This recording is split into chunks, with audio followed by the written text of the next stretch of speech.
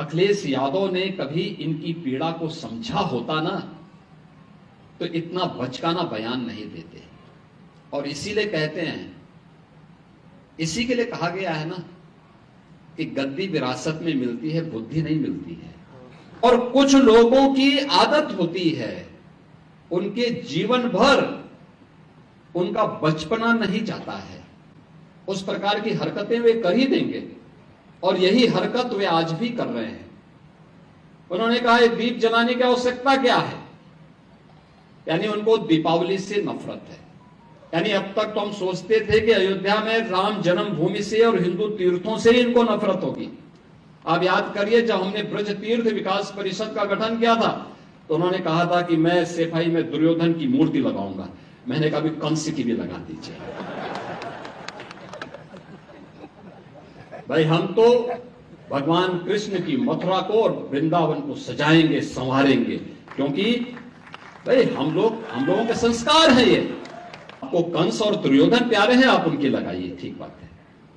और यही बात उन्होंने इस बार यहां पर भी कही दीपावली के अवसर पर।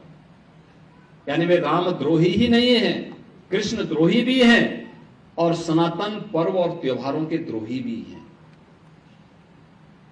किस प्रकार का दोहरा चरित्र लेकर के लोग कार्य करते हैं, यही परिवर्तन है।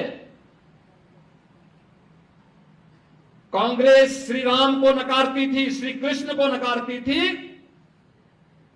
आज दुनिया अयोध्या में आकर के श्री राम जन्मभूमि में रामलला का दर्शन कर रही है और अभिभूत होती है। मैंने वह दृश्य देखा है। और समाजवादी पार्टी तो अपनी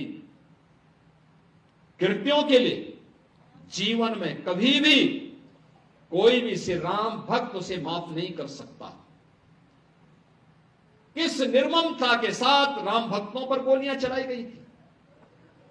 जिन लोगों ने अयोध्या में राम भक्तों पर गोलियां चलाई थी, जो लोग रामलला की मूर्ति को राम जन्मभूमि से हटाने के लिए आदेश जारी करते थे, और जिन लोगों ने राम के अस्तित्व पर ही प्रश्न खड़ा करने का प्रयास किया था, आज उसी अयोध्या में जब लाखों लाख दीप प्रज्वलित होकर के प्रकाशमान होते हैं, एक नई आभा बिखेरते हैं, तो अयोध्या दुनिया की सबसे सुंदरतम आध्यात्मिक और सांस्कृतिक नगरी के रूप में अपनी आभा को दुनिया में वैश्विक पटल पर बिखेरती हुई दिखाई देती है।